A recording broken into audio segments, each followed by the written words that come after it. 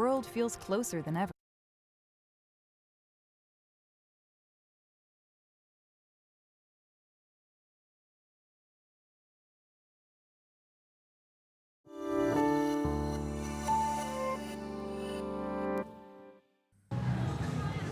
And transgender people earn a living in the city with sex work. But the neon lights cast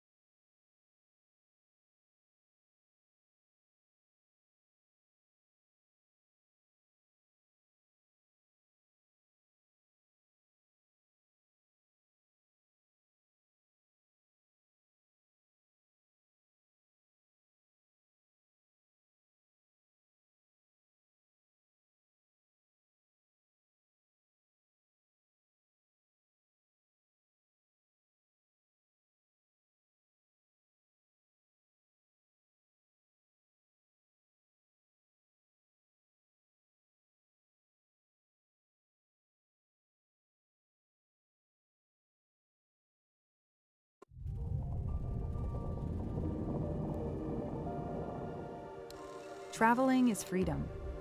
Today, you can travel further and faster. Today, the world feels closer than ever. In the seconds of this video, you could have booked a trip to, well, wherever. With just a tap on your phone, you can start any journey. To discover new places, meet amazing people, and collect unforgettable experiences. It's boundless freedom. But in light of this freedom, let's talk about a dark reality. Most explore the world with pure intentions, but some exploit travel for harm. Those perpetrators, whether traveling locally or internationally, sexually exploit vulnerable children, sometimes planning on it, sometimes acting on impulse. They use tourism services to blend in, creating a hidden world of abuse. In this twilight, victims can be trafficked, forced into sex work, taken advantage of. Sexual exploitation of children in travel and tourism is a worldwide problem. Oh, and don't be fooled. It goes beyond the stereotypes. It's not just old white men planning a sex trip to Southeast Asia. It happens in Europe. It's not only men. Abusers can be old or young, wealthy or not. The ease of travel and the internet actually makes it easier than ever before. Combined with the lack of a legal framework and lack of cross-border cooperation, it often allows perpetrators to evade punishment. It's a toxic mix that harms the weakest. But let's not accept this dark reality. What can we do about it? Break the silence and don't look away. By keeping our eyes open wherever we travel. By not allowing for dark corners and gray areas. By reporting to local NGOs and authorities if you see abuse happening. By spreading awareness about the crime. And by informing others about how to report.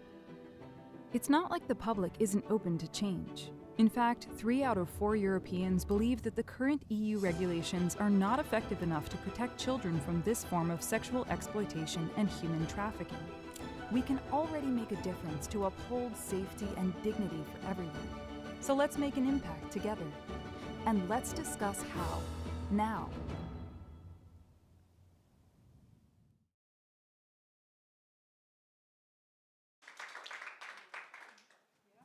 So good morning, everyone. With this short video, we are about to start our conference.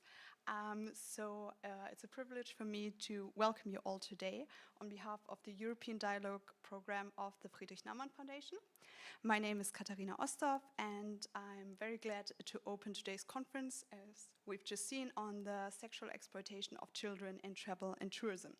This is, of course, a topic that is very concerning and even disturbing, yet it is often under-discussed and demands collective action.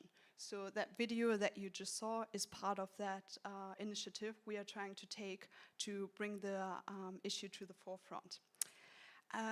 I also would like to welcome all of those who are joining us online, so especially our colleagues from Manila and Jakarta, from our offices there. It's great to have you all on board, and especially I think it really shows the global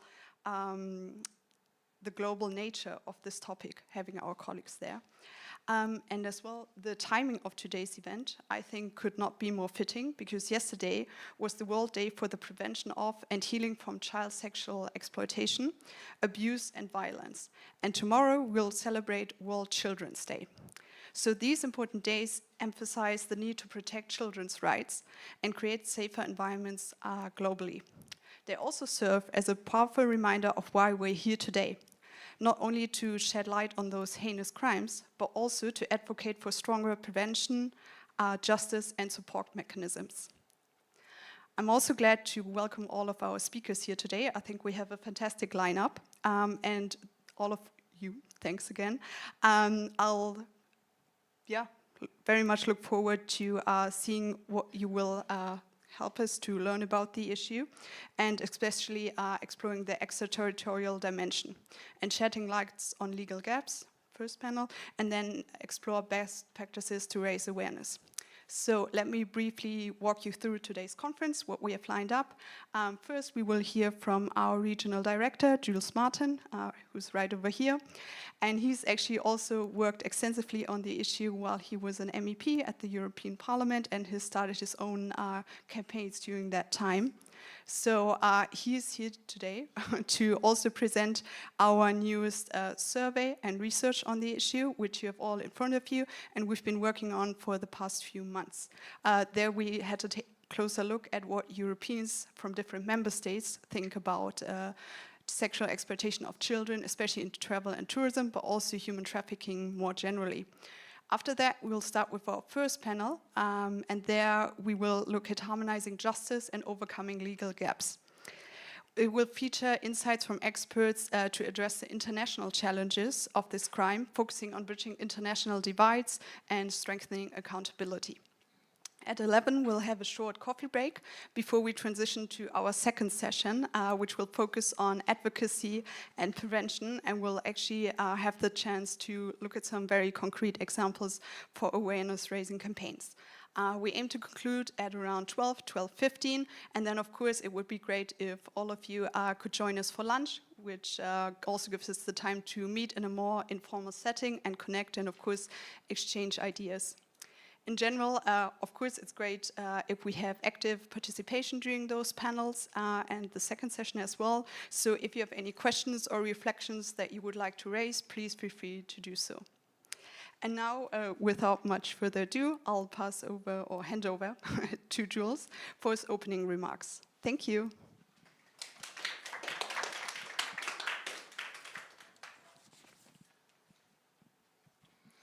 Thank you so much, Katharina, and thank you so much for being here this morning and braving the Brussels storm, which probably we shall have to get used to for the next, 6 months.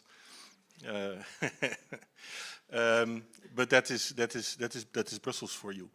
Yeah, I'm very pleased that we are dealing with this topic here this morning. As Katharina said, we are very pleased to raise this issue now here as a foundation. But 15 years ago in the European Parliament, I was also active on this issue. 15 years ago was a very different time, and the issue was quite a different one. I'm so pleased that Katharina Rinsema is here, who in the previous European Parliament also took this issue upon her. We're from the same party in the Netherlands, so maybe that's not a coincidence. But it was good to see that you were so active in this field. And also Mark Thiessen, who worked in my office in those days, is here. He's not here for that reason, but for another reason, which I'll come to in just a moment. 15 years ago was a different time in some ways, but perhaps unfortunately not in all respects. It was a different time because what we found, certainly then, is that the whole topic of what we then still called child sex tourism, which we don't use anymore as a term and for all the right reasons, politically was a complete taboo, and we bumped into several occasions where we found that it was simply a topic that people did not want to talk about. During part of the time that we worked on it in the European Parliament, the presidency of the Council was held by France, and France actually wanted to make a priority of this topic and presented a declaration to the Council of Foreign Ministers. That declaration disappeared. It simply disappeared. The French said it was a complete non-starter. There was no way that such a declaration was going to be adopted by the foreign ministers. And it's not as if the declaration was so far-reaching. It was mainly pointing out that there was an issue and a problem that had to be dealt with. That was not possible at the time. I remember we had we talked, for example, to airlines again because the French were so active in this field. For example, with Air France, who had in those days, you didn't have your own little screen, but you had these big screens at the front of the airplane, remember? So you couldn't choose what you were watching. And Air France, on long-distance flights, especially to the areas that were difficult, had actually very good video that they showed that pointed out this issue. Know that where you're going, this temptation may be there, but this is not normal. It is not something you should engage with. Air France did that. We spoke to other airlines who said, no, we're not going to spoil people's holidays before they've even arrived at their destination. We are not going to communicate anything about this. So that was one attitude that I found reasonably shocking. We had a delegation of MEPs, particularly at that time to Cambodia and Thailand, where we met with different embassies, EU embassies. And usually the ambassador or political secretary would be there, and there are police people working in most of those embassies, where we had some very almost hallucinating experiences where clearly the police person was very keen to do more. And there was then an ambassador sitting there who was explaining to us, well, you have to see this is a different part of the world, different culture. Things are different here. So you have to accept things that we would not accept at home. This was said by high-ranking diplomats from EU countries, different for different countries. For example, the British, who at that time were still with us, the British and the Germans, for example, were very active in this field, but a couple of others were just not interested in this as a topic. So this was the sort of thing we were up against in those days. I don't know if that is still the case. I mean, let's hear from the experts later, but that was definitely an issue then. We then raised the topic. We had an online campaign, which was in 2008. This was not so normal in those days, with strong support of SECTT, who of course already then was really the prime mover on these issues, but also supported by a couple of other organizations. Plan International was there, Save the Children, Terre des Hommes. And we managed to collect, I just looked it up, 36,000 signatures online, which in those days was actually quite substantial as a thing, with proposals that were really very friendly still. No, it said, can we please coordinate a little bit better? Can we have more coordination amongst police forces? Because we found that police forces actually already then were very keen to do stuff, but what was difficult was to talk to each other. So if you got on a blacklist in Germany, you wouldn't be able to travel from Frankfurt maybe to Bangkok, but you could go on the train and on the Eurostar to London, and then you could easily fly to Bangkok because you were not on a list over there. So this kind of what you would think is relatively simple type of coordination. There was no blacklist in Schengen, for example. That might have been an option. I don't know if that exists nowadays, but in those days that wasn't the case. So there was a lot that had to happen, and a lot that was failing. Although there were also many people who are, as I just said, and especially SECTT. I'm so happy that SECTT is here as well today. There were many people active, but politically it was very hard to move things. Now, of course, now there is a proposal from the European Commission, which the previous Parliament worked on. It has now been put on the agenda again by the new Parliament. So let's see what will happen with that. I think we're now at the stage of amendments and finding compromises and so on. So let's see what happens with that. I'm curious, and we will certainly follow it. We did, or rather the Meute agency in Maastricht, that's why Mark Thiessen is here, because that's what he does nowadays for a living, did this survey in 14 European countries. And there are quite a few results of that which I found partly very encouraging, partly maybe less so. But certainly what is clear is that for Europeans, more than 90% of Europeans find this kind of behavior reprehensible. that's already something. Of course, you can wonder, 93%, how high, shouldn't it be 100%? Yes, of course it should be. But statistically, I think it is still quite significant, and it's a reason, I think, for politicians also to know that this is something that one should definitely look at and give priority to. Something that I think we didn't realize so much at the time. I think politically we thought that this was something that happened especially in developing countries. We went to Cambodia and Thailand, but of course there are other countries there in Southeast Asia, maybe also in Latin America, where these things happened. I don't think we realized at the time that this was a much more global problem that actually also exists within the European Union.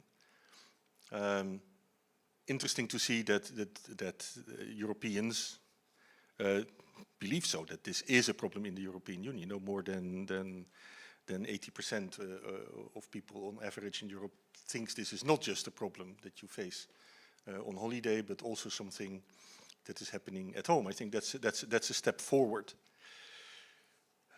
And also that European laws and regulations at the moment are insufficient. It's also a belief that people have. That is also, I think, good, because it is also a signal to politicians that something needs to be done. And I think the realization, which I'm also not sure that we had at that time, that this kind of crimes are not just committed by men in their 50s, or men like me, but that in fact people like you are also involved in this kind of thing, which is an important realization to have, because it shows that there's much more to it than one thinks, and it's not just a problem that you can push away. It becomes a little bit more iffy when you look at what people think they should be doing about it themselves. Still, big majorities of people feel that if you encounter things to do with sexual abuse of children, that you should do something, report it or whatever, that you should do something. But there are also quite a few people, and in some countries more than in others, but unfortunately countries like the Netherlands, Belgium, Austria, Slovakia don't score so brilliantly in this regard. Others a lot better. Interestingly, actually, when you look at the map, Catholic countries score better than non-Catholic countries. I don't know why that is. It might be just a coincidence. I'm not a Catholic, so I'm not promoting anything here. But I found it an interesting thing to see. So there it is a little bit less clear. Do people actually want to know before they travel? This question that we posed to the airlines at the time. And there also the figures are different. In some countries, people say, yes, we do want to know beforehand what the situation is in the country that we travel to. But there are sizable minorities in other countries who say, no, I don't care. I'm going on holiday and I don't need to know, or who are at least neutral on that question. So for individual engagement, I don't know, it may be that we still have some work to do there. But then of course, do you actually want to travel to a country where this is happening? Again, the majority says no, we don't. But there are also large minorities who say, well, yeah, it is what it is. It may be bad, but I will still go on holiday to these places. Although a majority says that they won't. Of course, you don't know to what extent these figures are colored. I suppose that if you get a phone call from someone saying, hey, are you in favor or against abuse of children, chances that you say, oh, I think it's great, are limited somehow.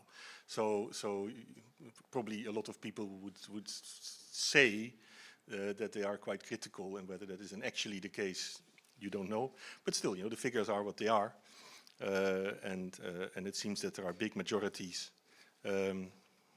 who have a strong opinion on this. And finally, we asked, do they think that perpetrators of these crimes, once they are caught, should be sent to the country where the crime was committed to be sentenced, even if the justice system there isn't as developed as ours?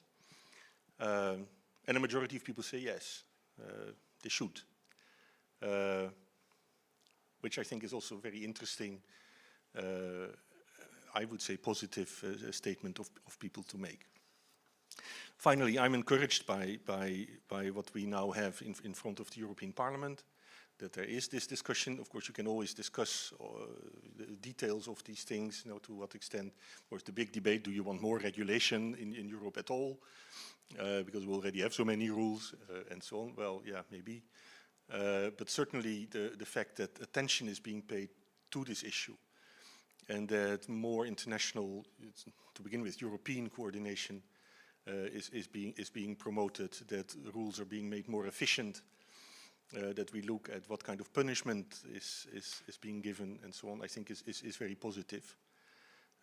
So let's see how this goes, and I'm sure the experts in the panels and so on will also have views on this and more informed ones than mine.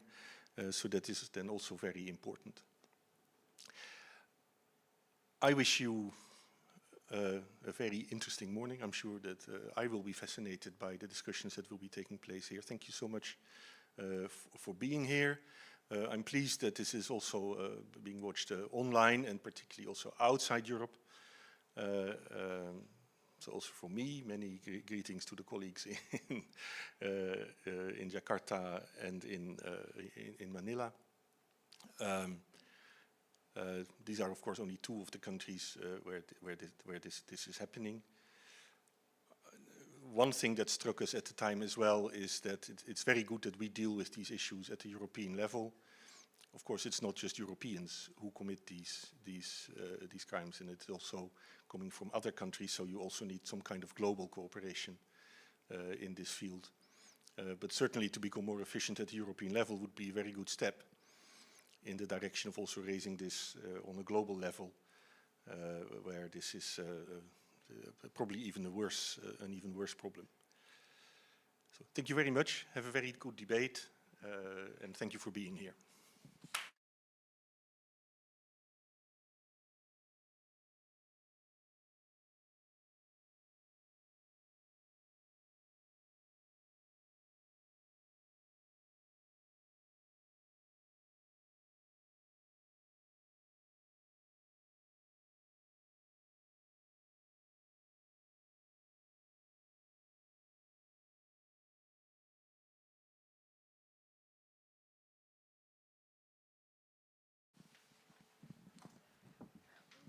Please sit. Yeah, so I think we'll just go over and start. Thank you so much that we can be here today. My name is Leah Peters. I'm from SECTT Germany, and I will be moderating this panel today. First, I will give you a short introduction into my person and what we are doing at SECTT Germany, so you understand why I am standing here today. So I'm a policy advisor for digital child protection at SECTT Germany, and I'm mostly coordinating our political and advocacy work there. SECTT Germany has been working for over 25 years now to combat sexual exploitation and violence against children in travel and tourism, in digital environments, as well as human trafficking with minors. We strive to bring together stakeholders from all sectors, so the civil society, politics, law enforcement, economy, as well as academia. Our motto with doing our work is, together we stand for child protection and together we work for child protection. We are also part of the global SECTT International Network, which consists of 126 organizations in over 104 countries. We also have a reporting platform for sexual exploitation of children in travel and tourism. It is called www.nichtwegsehen.net.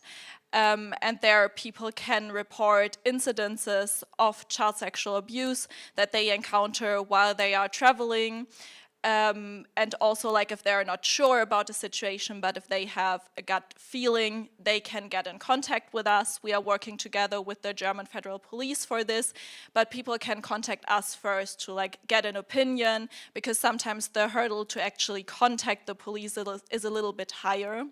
So we are kind of working as a middleman, and also to connect with NGOs that are in the country that the people are currently at.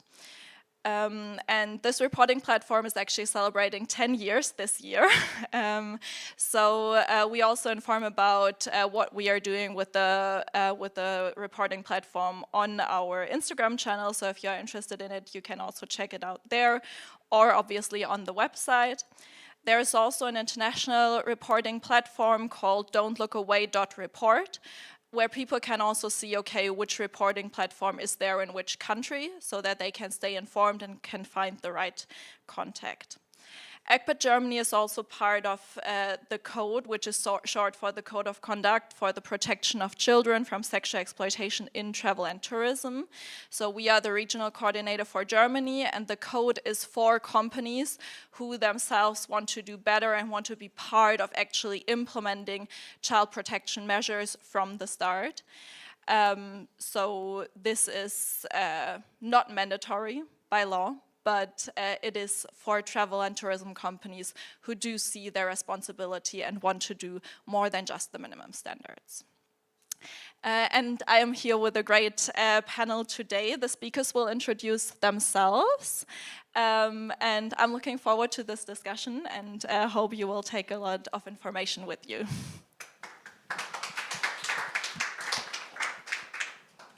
So do you want to start? Good morning, everyone. I'm very pleased and honored to be here today. My name is Eveline Chard-Henry. I am a prison director, but I am on secondment at the National Department for the Protection of Children. I've been posted in this job from 1 year now. And I wanted to see the other side after working for more than 30 years in prison. So I am now at the strategy unit at the as the head of the unit of the European and International Cooperation Bureau. So I will start the discussion by introducing. Yeah, maybe also like first let the other two speakers I introduce leave themselves. you. And Yes, sorry. then we go into discussion. Please, Mr. Gotthard. Does this work? Yeah. Hi, good morning. I'm Yves Goethaals, Belgian Federal Police. I'm leading the child abuse unit since 25 years with the Belgian Federal Police. I'm also Impact member since the beginning, and I'm leading the Impact CSE since 7 years. In the Impact, we have different approaches to child abuse, not only, of course, this battle, but every approach, but this battle against child abuse in other countries. We call them transnational sex offenders, TNSO. We have, among others, cooperations with Southeast Asia, and I hope during you have questions about that, so I can explain how. Then we have cooperation with the Western Balkan countries, and we have also cooperation with South Latin America.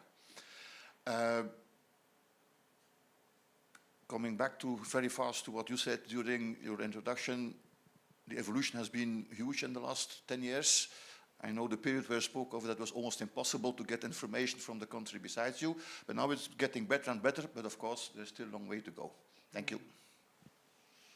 Good morning, everyone. My name is Catherine Rinsema. Thank you very much for having me, and thank you for being part of a great panel. I'm from the Netherlands, from the Liberal Party. I was an MEP last mandate, and I served as the vice chair of the Children's Rights Intergroup. I worked mainly on the CSAM regulation. I was one of the negotiators on that, which I think has a very strong link also to this topic. So I'm very pleased that I'll be able to share a bit more of the work we did on CSAM and what is needed from the EU from a regulation and awareness point of view. Thank you. Perfect. Then we can start into the discussion now. Thanks for being here and bringing your expertise to this panel. So to get started, we've seen that now we are in 2024, and numbers of people traveling are mostly back to pre-pandemic scale, actually. And at the same time, the number of sexual exploitation of children in travel and tourism seems to increase globally, despite the efforts to combat it. From your professional view, what do you think are possible reasons for this continuous increase? Who wants to start? Ms. Scheury? Yes, maybe I can start, thank you. If you think on an investigative department, and if I refer to the cases we had, what we've noticed is that, as you said, during the pandemic period, there was a decrease of the number of what we called in France the transnational child sex offenses. And the offenders report their activities online. And we see an increasing number of cases of live streaming. So after the pandemic, when the lockdown was and the border was opened, we effectively noticed in the cases that there were many countries impacted. More than, and as the president said, it wasn't only in South Asia, but also in Africa, also in South America. Even it was broader than even touristic regions. And why we thought that that during the pandemic, the offenders made some network, and this network was still remained, and they, because of this kind of transnational sex offenses, they don't need to. The only need for them is to just to travel. So they will use some intermediaries in the country. They will use other parties to say, to order what kind of children they wanted. What we've noticed too is the lack of legislations. We don't have the same laws, and so the offenders knows, and they have like a modus operandi. They will choose countries where the laws are inexistent, or sometimes they will choose tricky process to go to be employed as in NGOs, or even as a French teacher, or so it could be easy for them to be there and to use their money and the power they've got, their economic and financial power to commit this kind of offenses. And the development of the IT tool also is sadly a way to for the development of this kind of offenses. Thank you so much. Mr. Gotthard's Ms. Scheury just said that there's a more interconnectedness between perpetrators, but maybe do you see that in the cases you have, there's also a pre-interconnectedness between potential victims and the perpetrators, which maybe makes it easier or reduces obstacles for traveling sex offenders? Yes, you would like me to take the question? Okay. Sorry, then you can close, because that's what people will remember most, the famous last words. So No, as I mentioned, I was working on the CSAM regulation, the Child Sexual Abuse Material Regulation, which has both an offline and online component. As you, of course, can imagine, it has a huge online component. So to do research on this legislation, I went to the Dutch police, so your colleagues working on the Child Sexual Abuse Unit, and we've been together on the dark web. I have a question. That was my first time. I have a question for you. Who of the audience has been on the dark web? Yes. This was so disturbing for me and fascinating because, as my colleague from France mentioned, it's often the facilitators that are more and more, especially after the pandemic, working together. And the Dutch police told me that they have so many cases of both users and facilitators that it's hard for them even to grasp the amount of cases that they should take on. Based on the capacity and the funding they have, they put like a triage, like doctors do. If there are 20 patients, they will see which case needs most. The focus they had mostly was on the victims. Is it possible for us to save victims? Yes or no?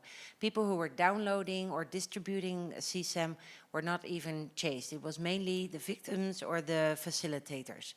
What we've also seen in the European Parliament is that it was very, very, very hard to even start with this legislation. We got huge pushback from countries, we got huge pushback from privacy organizations, so it was an uphill battle, and what actually happened is that my country, Austria and Germany, finally voted against this proposal.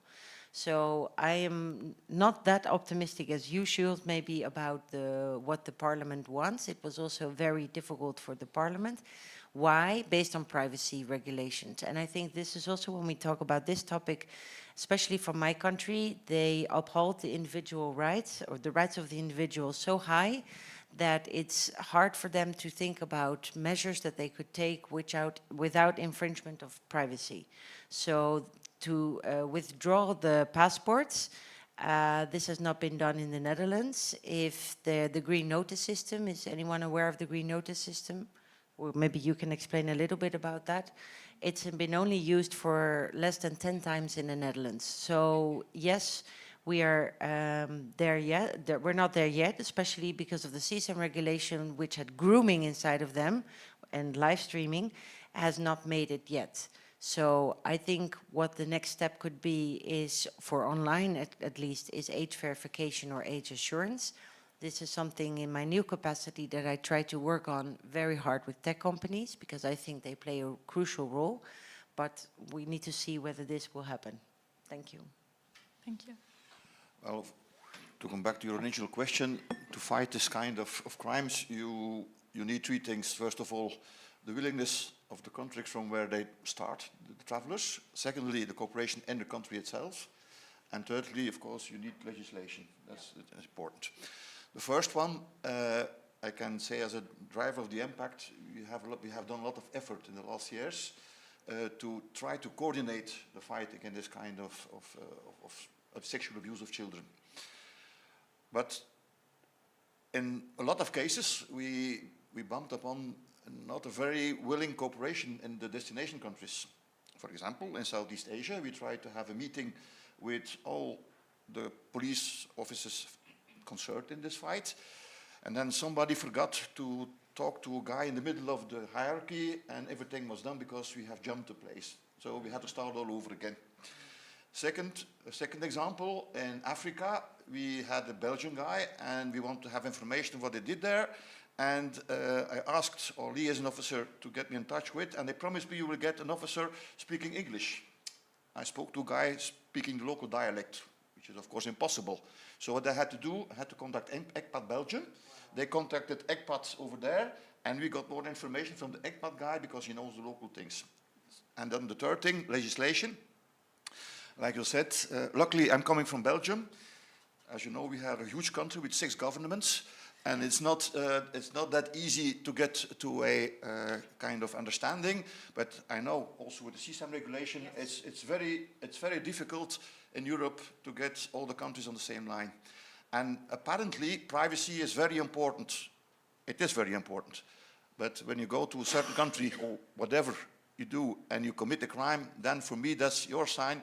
my privacy, I don't want it. But that's the problem. You have to convince politicians of that, and that's not an easy task.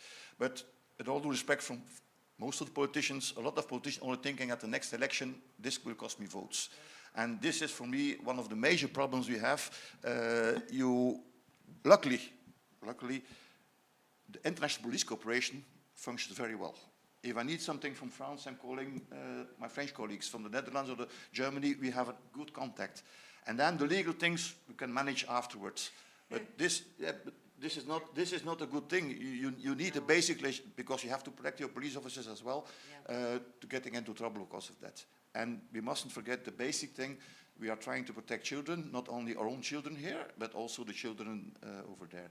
And then one last thing, of course, the fantastic quality of the internet doesn't do anything good as well in the fight against online child abuse.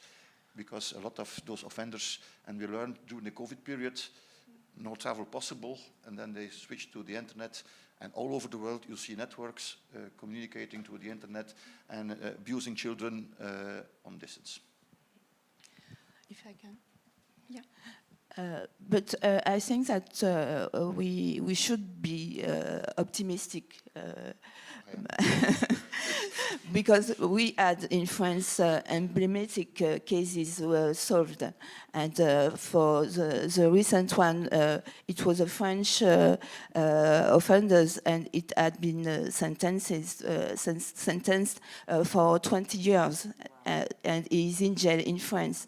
So sometimes the cooperation between the NGOs, the police, the local police, and we have in France a strong tool called the extraterritoriality justice, which allows us to pursue a French citizen or even a French, a foreign resident who was in France more than 6 months and who goes abroad and commits this kind of crime. It can be pursued by the French justice. So it was a case for this offender. He was arrested in Thailand, and the French embassy informed us about the arrestation of this man with the help of the attaché of liaison, the French attaché of liaison there in the country. We managed to seize all the devices and to start to exploit them.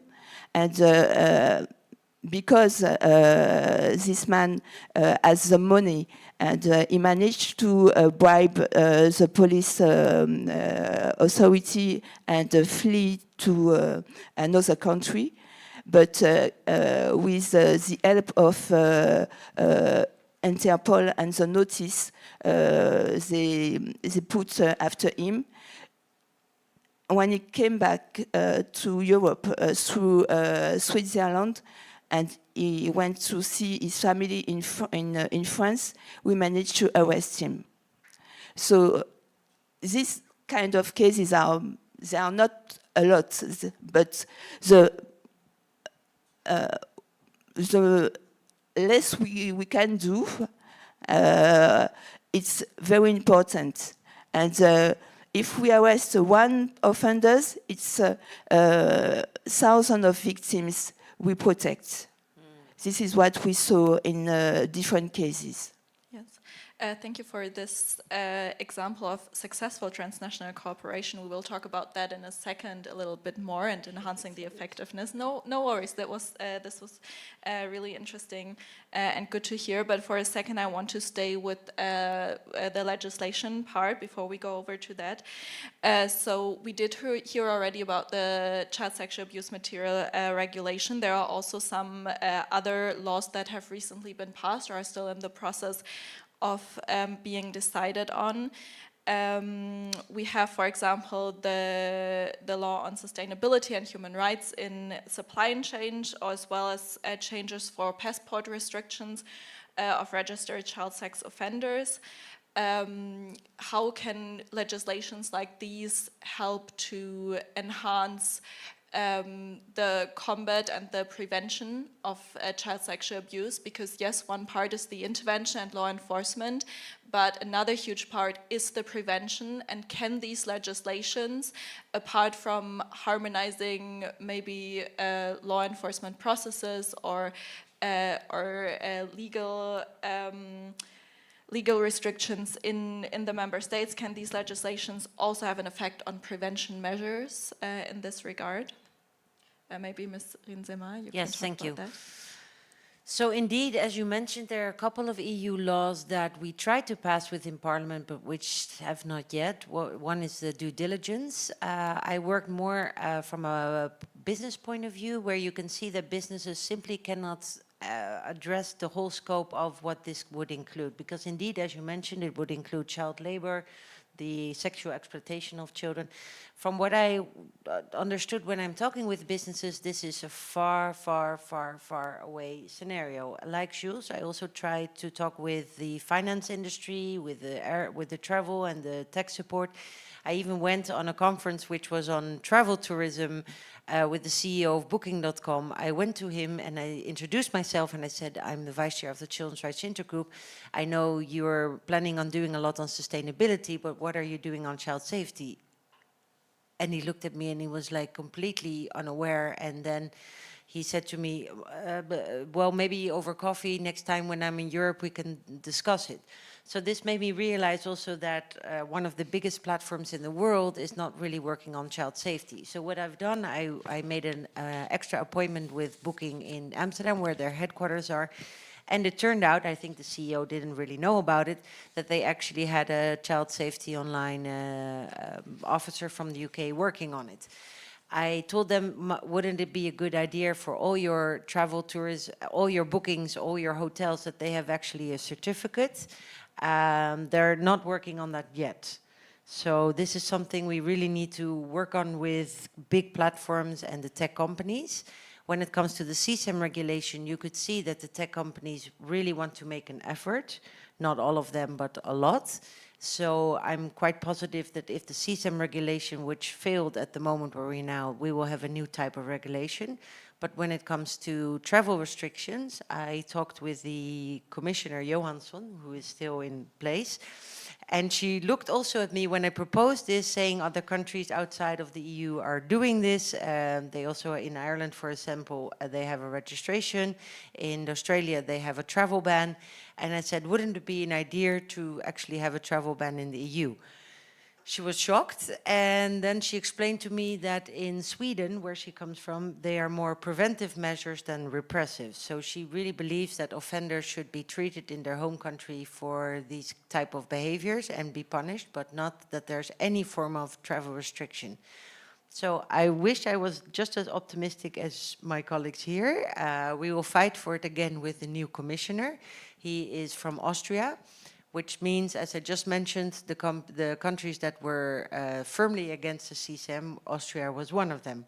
So I think for all the people here and also the people watching online, we really will need to keep up our fight, but maybe even give an extra impulse, because I think that this new commissioner has not had child safety, whether this is offline or online, on his on his focus.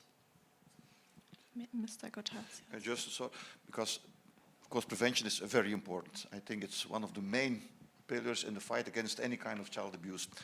But you need different partners in prevention. First of all, a kind of legislation to back it up. And like I said, travel bannings, or travel restrictions are a good idea. For example, in Belgium, a travel can only be by judge. You just can say, part of his conviction, you are not allowed to travel. At that moment, we, the police, are mentioning this in the national database and also internationally. So we hope, because like you said in your introduction, it's in Belgium easy. You go into Brussels station, you take the train, and an hour later you're in Amsterdam, and an hour and a half you're in Paris. So, and then they can go wherever they want. We hope the international things, that they were checked by the customs or the border guards in the different countries, which unfortunately is not always the case. I just hope. I was in Frankfurt a few months ago, coming back from from Bulgaria, and I was checked at the border because I came back to the Schengen. I was checked in a very hard way, and I hope they do the same with people who are traveling with more suspicious things than I was. Just want to get home again. So it's very good to have plans. It's very good to have legislations, but you have to convince the people applying this legislation all day. It's nice that Belgium has an international, sends it out internationally, this guy cannot travel. But if the person behind the computer in Paris, in Amsterdam, whatever in Europe, doesn't look at his computer, then it's useless. So you have to convince all those people as well. And of course, you mentioned yourself, again, the main barrier are some politicians who refuse to see what the urgency of this thing is. Because, sorry, I have to say that, but then especially in tourism, the show is far away from my eyes, it doesn't happen under my eyes, so that's a bad thing. Yes, thank you for that, and also emphasizing that legislation is needed, but we also need to make sure it is implemented and that the people who implement it are backing it up. Ms. Jean-Henri, you also want to add to that, but maybe you can also then, because from there we can transition also a little bit to transnational cooperation, and you already started talking about that, and you said that there's not many examples yet of successful transnational cooperation. So from your experience, from probably successful as well as maybe not that successful cooperation, what is needed to enhance the effectiveness of transnational cooperation? Ms. Schoen. I would say that if we are talking about the future and our expectations, it's what we've noticed. It's in the country where the offenders committing these horrible crimes, it's the lack of information of this kind of person are in their country. So what it's as what we said, you said before, it's. I think we will need to share information about the profile of the travelers.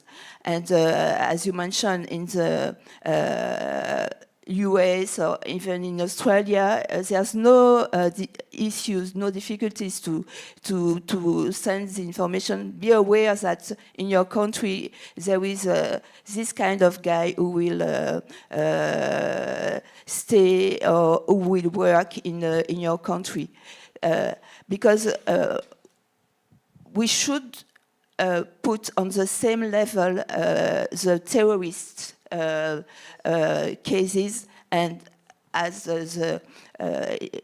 I think it's the same impact when you are looking the number of victims of sexual violence, and when you see their age, because they are younger and younger, and so we have to act, and for us as a law enforcement agency, it's very difficult when we see that for a terrorist, you have to follow him, and he can't travel freely.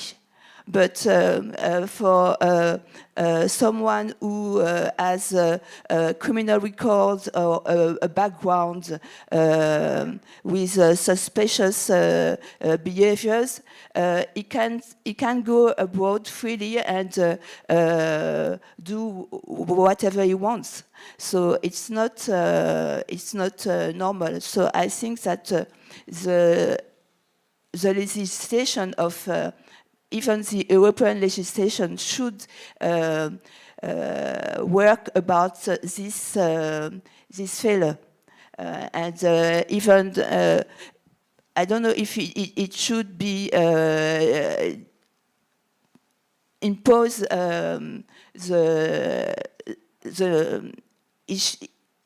maybe it should be compulsory to the European member states to work about this issue. I completely agree with you. I think it should be compulsory, but what I've seen talking to different member states, talking to different embassies, is in the EU there's a very different mindset between preventive measures, how to tackle this problem, and repressive measures. So as long as we are not aligned on that, it will be hard to move forward. Also, one positive thing that I think we can say about the EU is the consent of age. This is something that we as EU have a better understanding of than other countries. If I am correct, I think in the Philippines up on recently it was 12 years old, and they now changed it recently until 16. So this is already a little step forward, but we're not there yet. I just wanted to come back also on what you said on politicians, because I really agree with you. I just came back from Colombia where I attended the ministerial conference, the first one for violence against children. This topic was not on the agenda. And we're talking here about the host country, Colombia, where of course there are many cases there. But this was, I think, also fear of stigma, a taboo, and not a societal acceptance of this. So it was not on the agenda. Luckily, SECTT and other NGOs organized satellite events where we talked about the sexual exploitation of children. We talked about the online issues, the live streaming, the good infrastructure in some countries like the Philippines. But also my own country really looks away. I think that on the Dutch servers, we have the most CSAM of the world. Why? Because we have a great infrastructure, we're a small country, we are great in IT and infrastructure, and this is not something the people want to know, and especially not what politicians want to say. So as you said, they are always looking for the next elections. So I think one of the angles we could use is the parental angle, because all of us, or most people of us, are parents. And what I tried to do when I was working on the CSAM regulation is that I put out a survey for parents in the Netherlands if they were willing to give up a bit of their privacy to save children.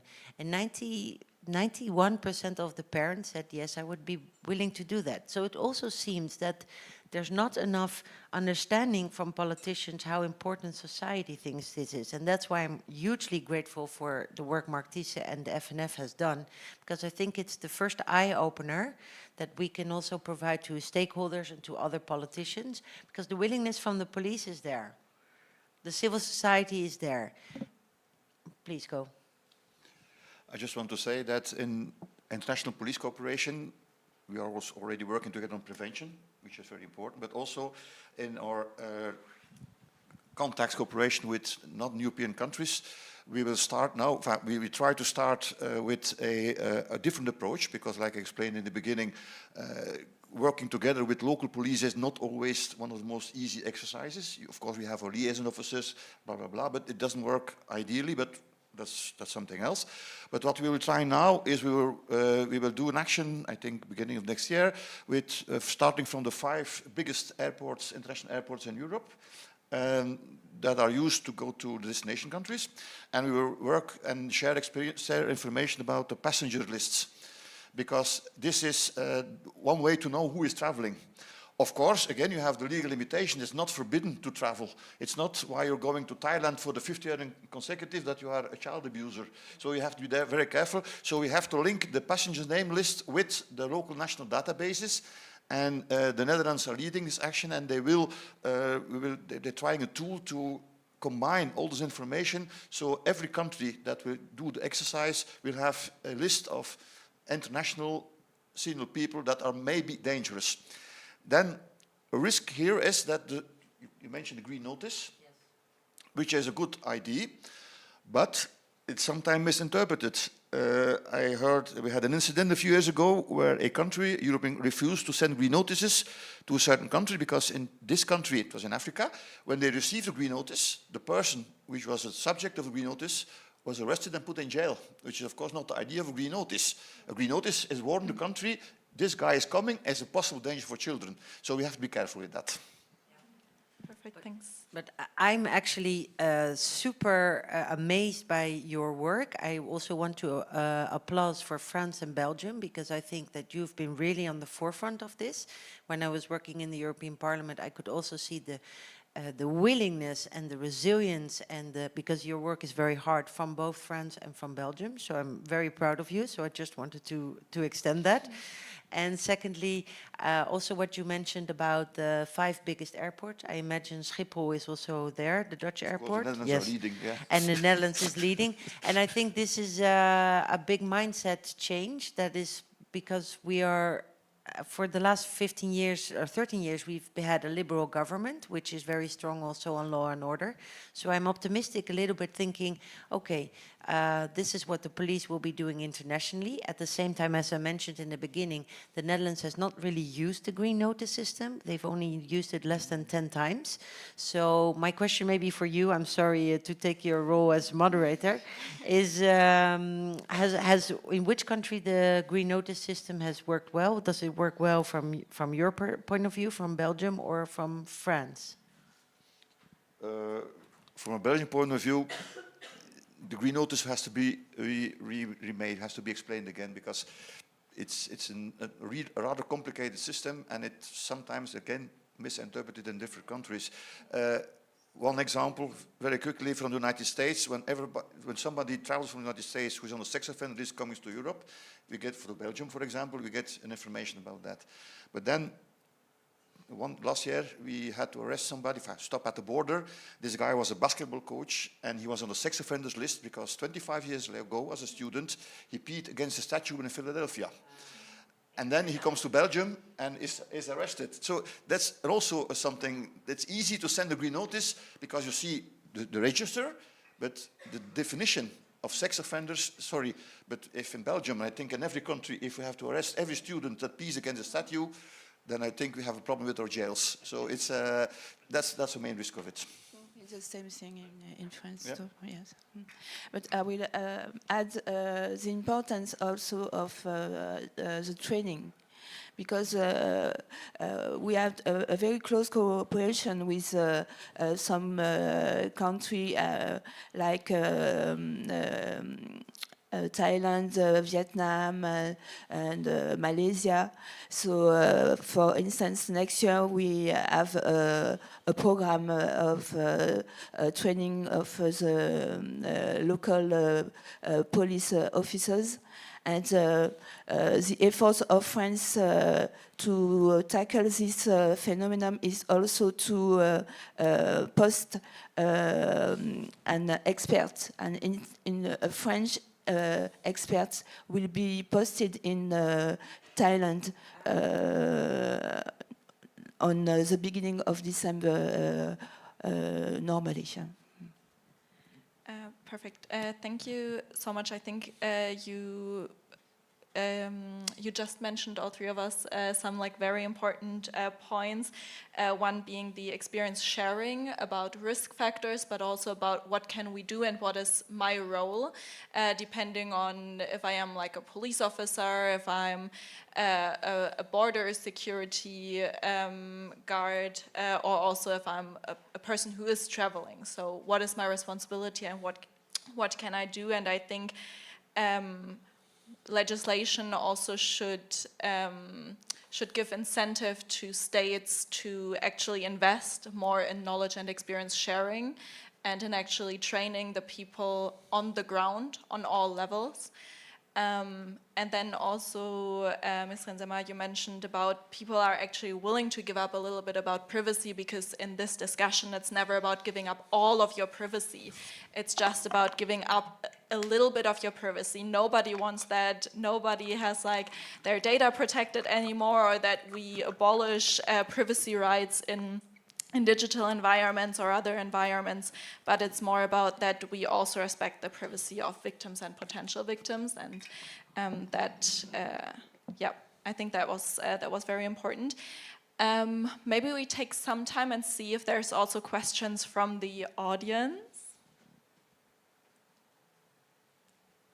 Yes? I think, yeah. Sorry to come in on this, but it's the privacy issue that I have a question about.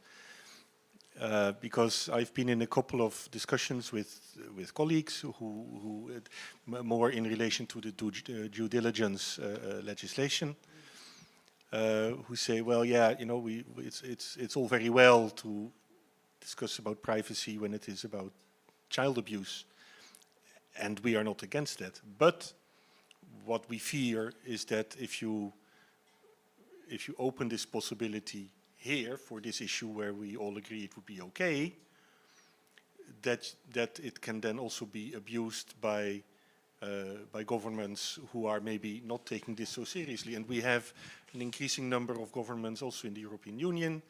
You know, if you look at the moment at Hungary or Slovakia, the previous government in Poland, I don't know about the current government in the Netherlands,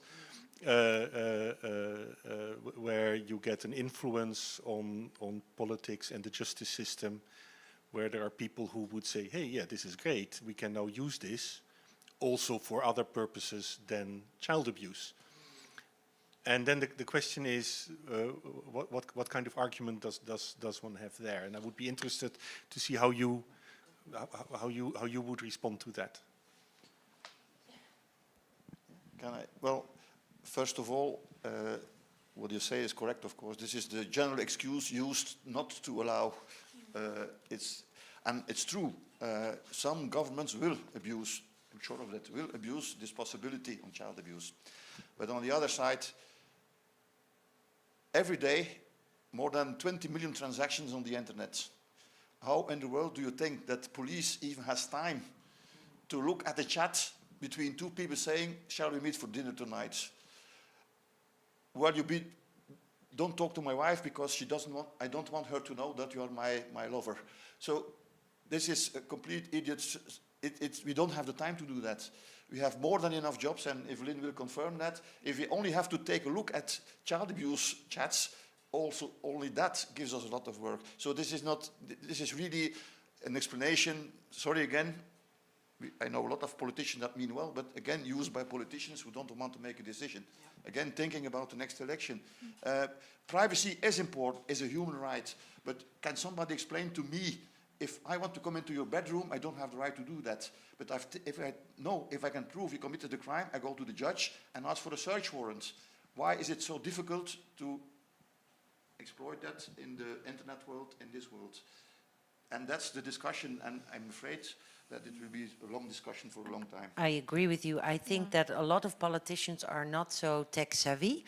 So when I was working on the CSAM regulation, you can see that when it comes to the technicalities, a lot of politicians don't really know what the software is about, the possibilities of technology, and even if you want to explain, a lot of them just shield it with privacy, as you said. So it's been used as a shield, whether it's for the due diligence, whether it's for CSAM, whether this is for this topic. So I think what could be hugely helpful is if civil society, like all you are here involved, and enforcement, really keeps putting pressure on politicians, but also the parents. Because if the voters realize what's at stake, if the voters, and what I said, I was targeting mostly parents, which all agreed with me, we need something, then we can try to be making a huge awareness and a huge movement, because the politicians will not move if society does not move. And we've not reached yet the point of desperation, maybe because a lot of people still make the distinction between the offline world and the online world, which is not the case. I mean, this should be combined. And I think tech companies can also play a huge role, because as you said, it's impossible for the capacity of the police to go through all the chats. Also, this would not make any sense if there's no presumption of guilt. But these tech companies and the AI, that's also an ethical discussion. How far do we want them to go? But there is technology possible for grooming, for new CSAM, for current CSAM to be detected, to be removed, to be reported. This is all possible. The taboo is, of course, does it inflict the business model? Maybe it does. On the other hand, what I keep telling tech companies, if you are at the forefront of child safety, you have a better business model than shielding it behind your privacy rights. I agree, and just to give you a description, when you are at the airport, you put your luggage, and the luggage are coming. You are waiting for your luggages, and at the back front there is maybe the dog who is sniffing if there is drugs or anything. I think it's the same for the access to privacy or not. If you have nothing to report to yourself, so you can feel free to be under the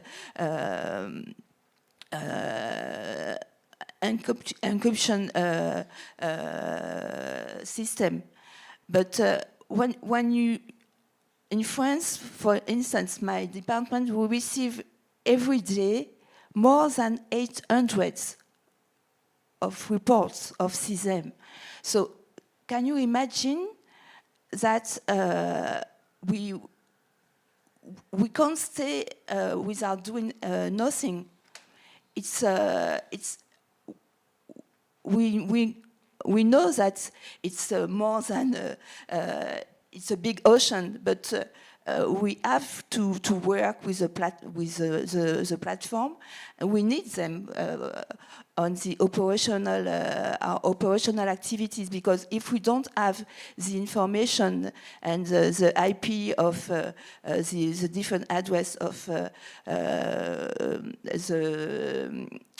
for the cases, we are blind. So we need to to convince them to cooperate with us, and I think that with the different cases, and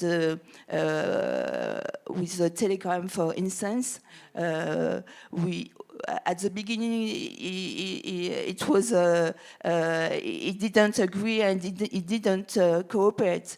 But last week, for instance, in France, we had a successful operation, and Telegram participates with us, with other platforms, to arrest offenders.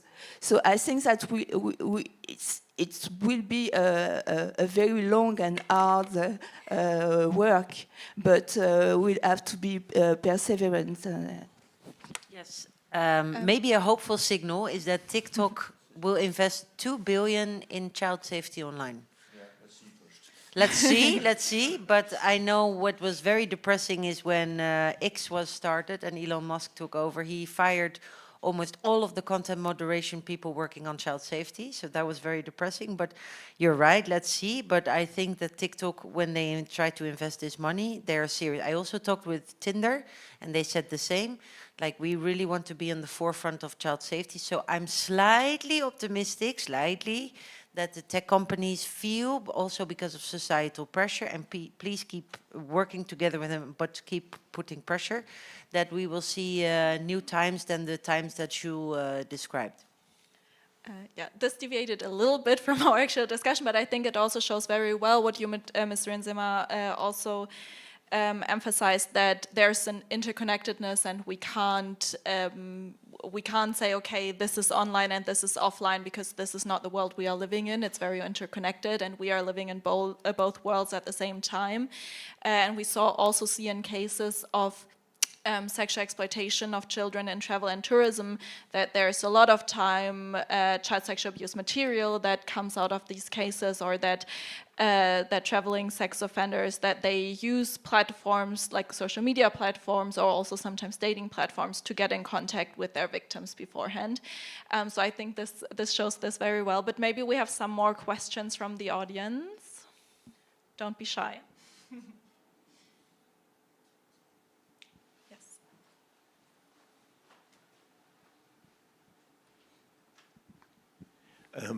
Maybe a little bit more about the responsibility of the travel industry.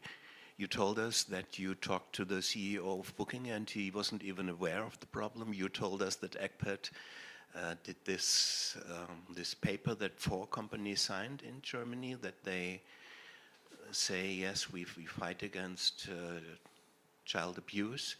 I traveled a lot in Southeast Asia in the last years. I never was in any hotel or no booking, no airplane where there was any information or warning about this. Can it be that somehow it went out of the focus of the travel industry?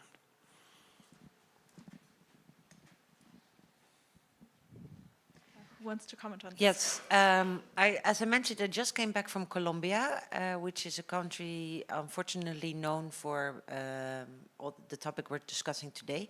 When I signed into the hostel, I had to sign in that I was not taking any artificial, like art or archaeological object, but also that I would not be conducting any child sexual abuse.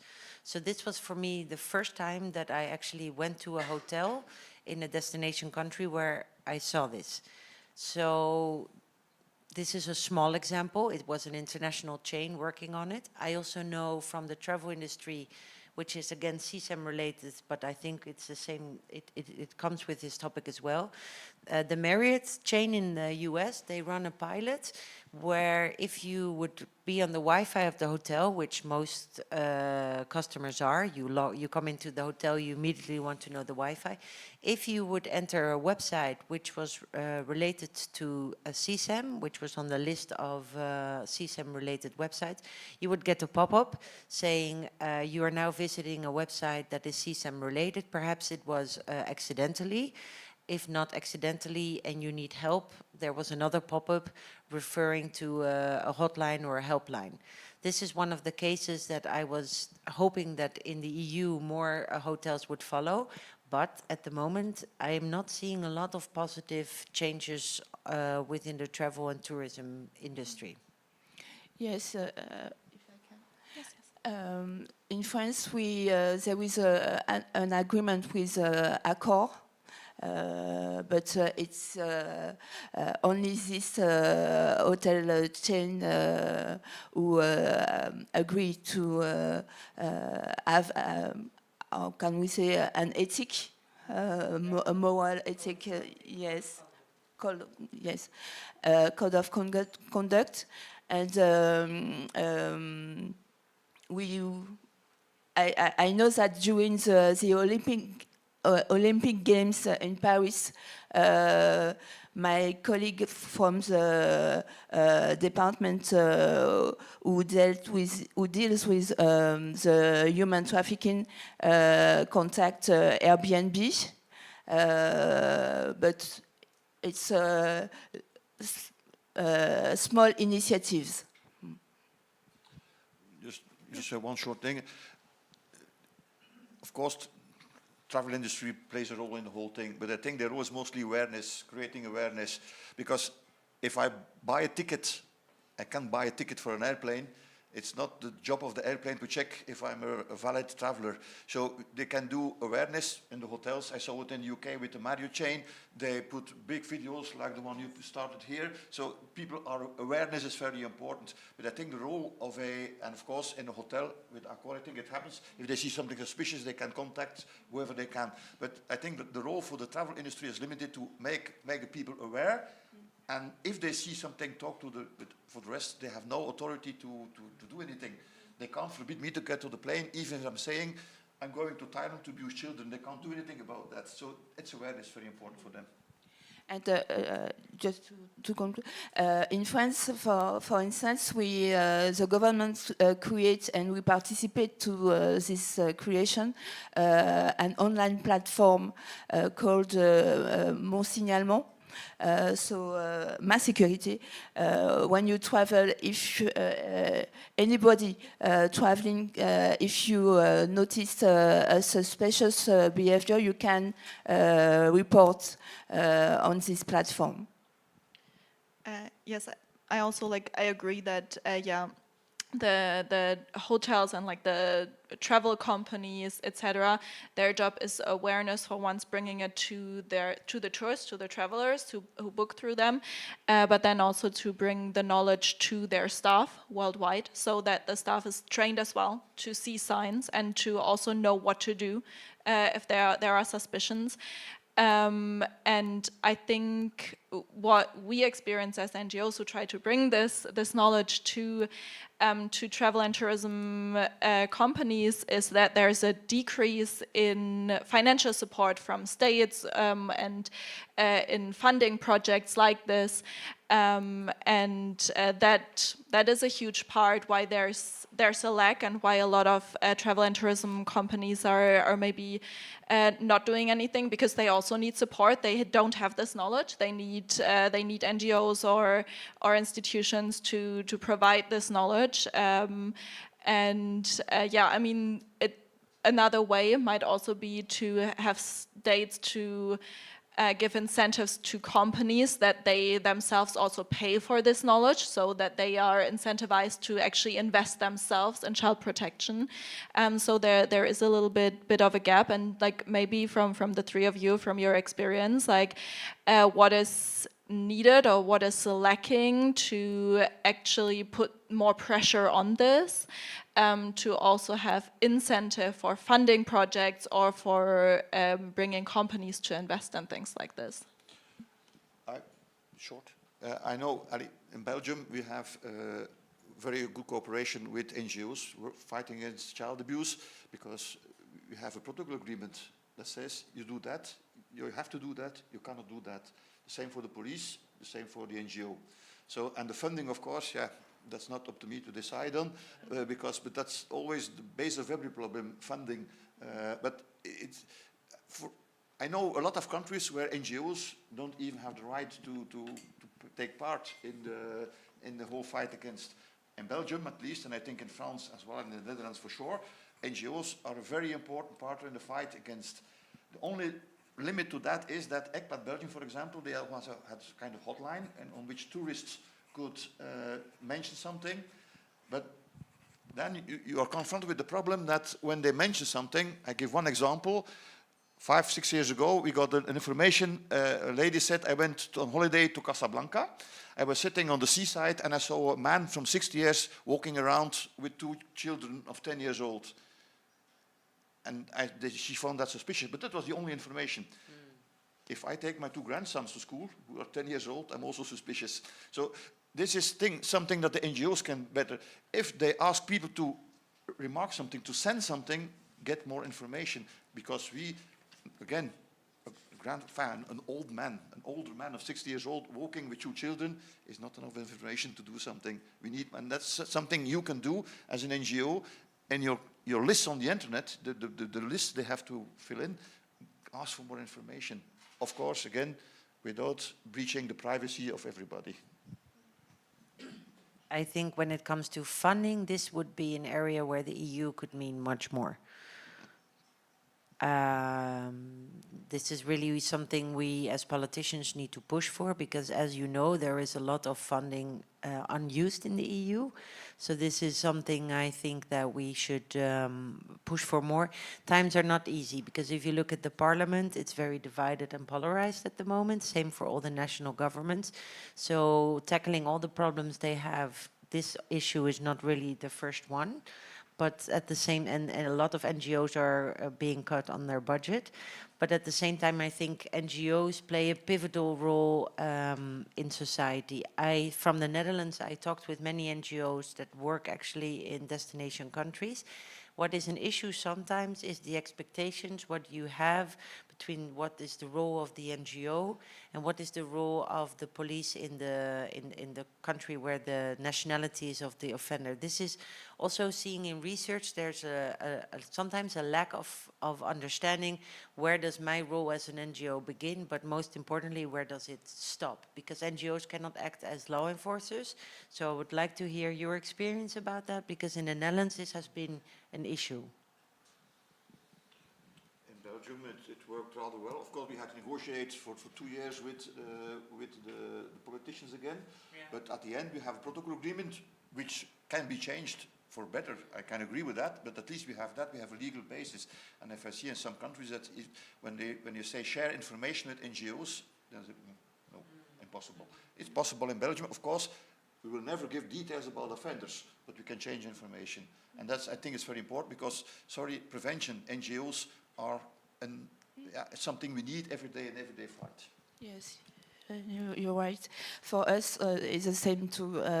NGOs it's more than a partner. We need it when, for example, to identify the victims in the foreign countries. Even the NGOs help us. For instance, SECTT International, they can report the complaints of the victim, or even represent the victims in France when it's the phase of the judgment. So NGOs are more than partners for us. On another field, for instance, with SECTT, we submit a project on victims exhibiting disabilities and victims of sexual abuse. SECTT is our partners. SECTT or another NGOs or associations, we need to work together. We are not working on the same field, but they can bring our voices. One last thing. NGOs give training, and they need to give training, but they also need training because NGOs are often infiltrated by child abusers. We have some in Belgium, we arrested who are infiltrated NGOs, went over there working with NGO and then abuse children as an official capacity. You also need training, you can give a lot of training, but there are people also need training. Yeah, definitely. Everyone needs, training is a continuous thing. It never ends, right? Sadly, we are already at the end of our time, but for a wrap up, I would love to have one last very short statement from each of you.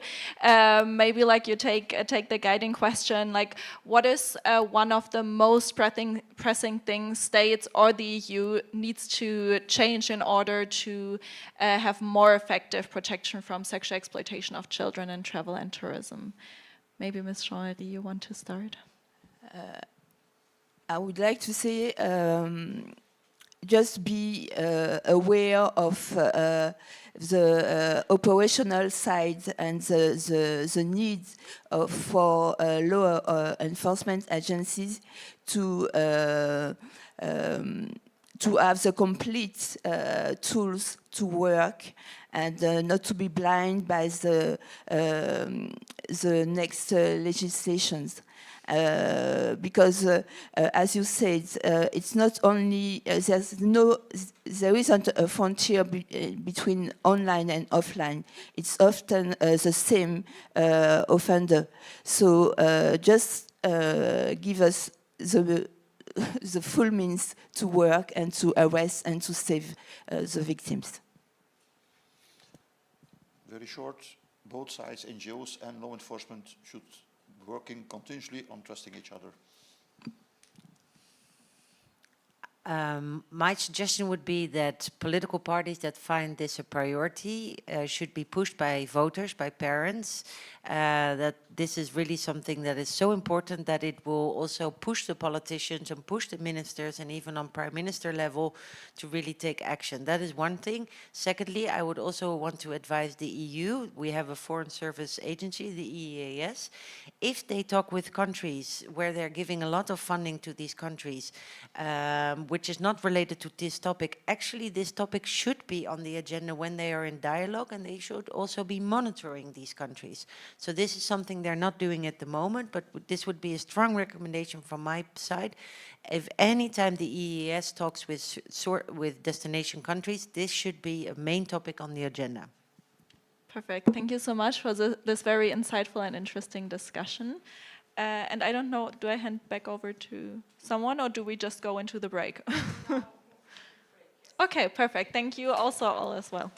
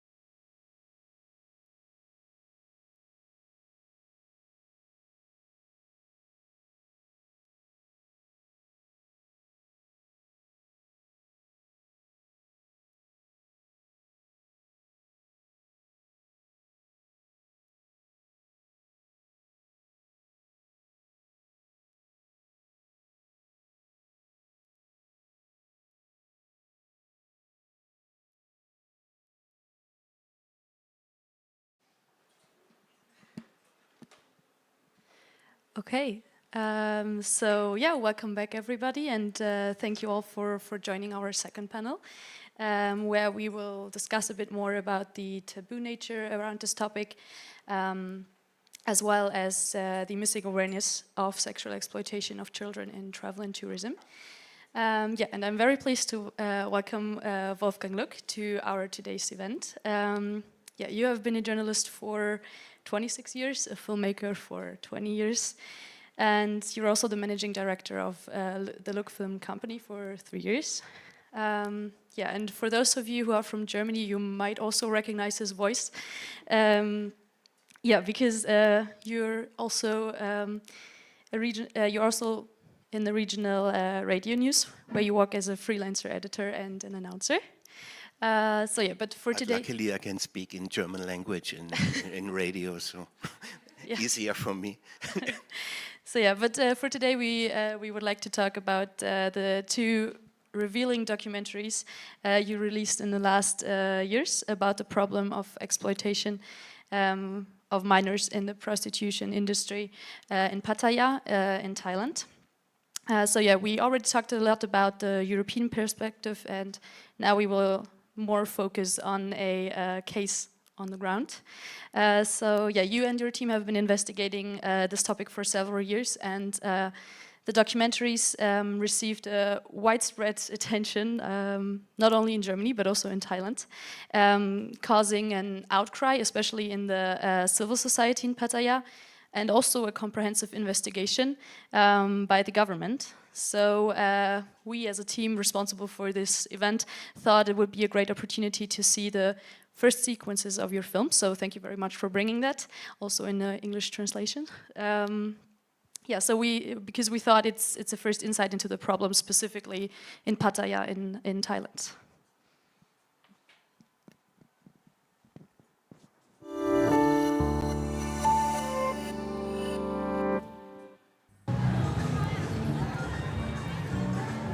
We're in the red light district of Pattaya. For 2 years now, we've been investigating international sex tourism here. An estimated 60,000 women, men, and transgender people earn a living in the city with sex work. But the neon lights cast a dark shadow. In many of these bars, minors are being sexually exploited. In September 2022, while we were in Pattaya filming a documentary, a sex tourist from Germany was arrested on a charge of child sexual abuse. He's alleged to have picked up underage girls in a beer bar and taken them to his apartment. The man managed to flee to Germany. To our surprise, he later agreed to talk to us on camera in Frankfurt and partially admitted to the allegation. I was in a bar where underage girls were working, and I probably took a girl home who was underage. In that interview, he claimed that he bought his way out of Thailand with bribes. In Pattaya, we came across a web of corruption, crime, and hypocrisy.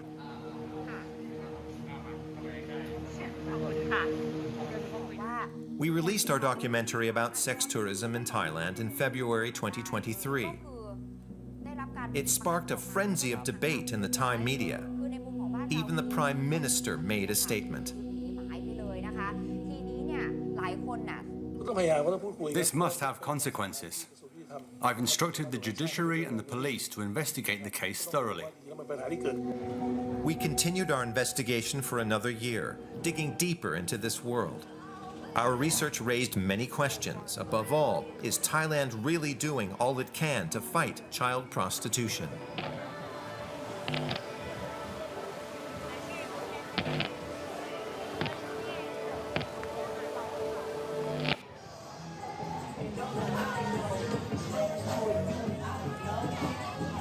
We began our research in Pattaya in 2022. The city draws several 100,000 sex tourists from all over the world every year. With its go-go bars, massage parlors, and sex for sale 24/7, the resort is also popular with many German men like Wolfgang Rill. In Germany, if you go to a prostitute, you pay twice or 3 times as much and get half the service, or even less. But officially, there's no prostitution here. The girls here aren't really prostitutes. They call themselves bar girls. This is Walking Street in the heart of Pattaya. Employees from a private child protection organization are doing their rounds. During peak tourist season, they try to talk to sex workers and tourists. Can you speak English? Okay, we are from Human Health Network Foundation, and recently we have been reported with the crime against the children. So if you see any suspicious activities against the children, if you think that children might be forced to work during the nighttime with the unpleasant environment, you can alert the authority here. That's very good of you. Sawadee krab. Can I have a few moments of your time? You speak English? What we hear a lot is that the tourists and people say child prostitution, that was a problem 15 or 20 years ago in Pattaya. Now we have everything under control. That's a very tricky question, because we have been, in our own experience, we see that from time to time, someone can always manage to sneak in and do something bad against the children. We have a lot of walk-in cases reporting the incident or any bad activities against the children. And especially in this area, the Walking Street area is very famous for the nightlife, so it is very crowded, very unhealthy for the children. Child protection organizations argue that what's called normal sex tourism here in these red light districts creates structures that pose a severe threat to children. While we were filming, this little boy appeared on the street lined with bars all on his own. His family had sent him out to sell chewing gum to tourists. The child protection workers take him home. How are you? How are you? Everything good? Good. Where are you from? Germany. What's your name? Mark. Nice to meet you. What's your name? Most of the German men who come to Pattaya are ready to ignore the problems here. You look cute. Thank you. You want some drink inside? Maybe. Why maybe? Es gehört dazu, dass die Mädels da sind. Die entertain. The girls are part of the experience. It's just entertainment. They're fun, they're chill. It's not just about sex. It's about being paid attention, being noticed. Und wahrgenommen zu werden. Die Mädels sind wie Freundinnen. The girls are like friends. They're just so friendly. I don't think Pattaya will ever stop. What you get here, you can't get anywhere else in the world. Or if you see any children involving with the underage... Nung, from the Child Protection Organization, continues to draw the tourists' attention to the bitter reality, urging them to call a hotline if they see anything suspicious. One case that would accompany us for months had recently been in the news. Just a short time ago, a German tourist was arrested and accused of sexual child abuse. The victims worked in a beer bar not far away, just some 100 meters from here. What did you think when you heard the story? It deeply saddens me when I heard the news. I think because of COVID, many people are struggling to survive financially on a daily basis. And once the country just reopened, everyone wants to jump into anything that they can get their hands on, and also Thai government.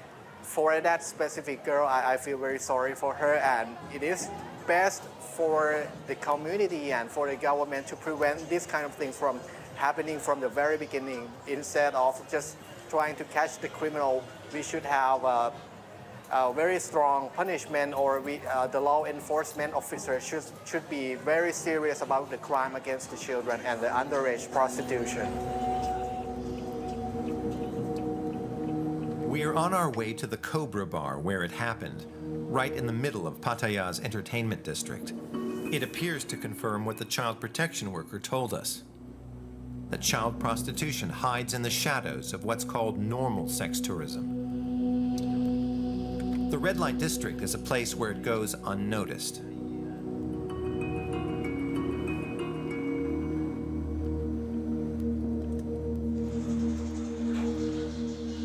The bar has since been closed by the police.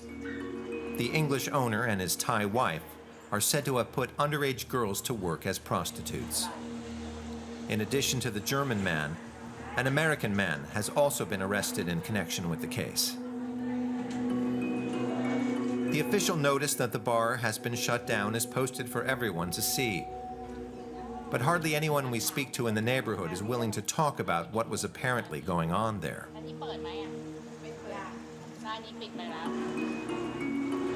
There are dozens of establishments right next to the Cobra Bar. The people who work here insist that all the women who work there are over the legal age of consent. We are searching in the Cobra Bar on the other side of the road. Do you know why they're closed? No, I don't know. I just know that the authorities ordered the immediate closure. I don't know any details.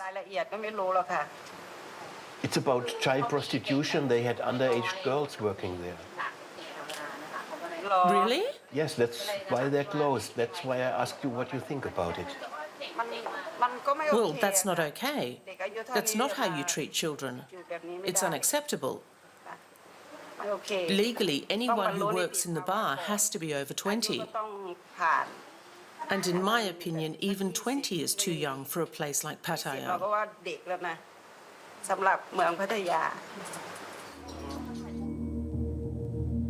This footage from the Cobra Bar is posted on YouTube for all to see.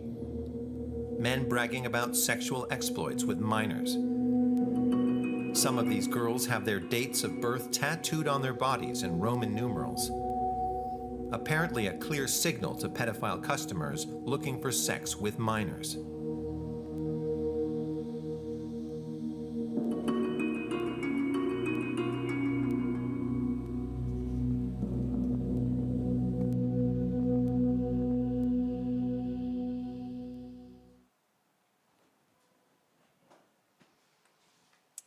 So yes, this was the first 10 minutes of the movie.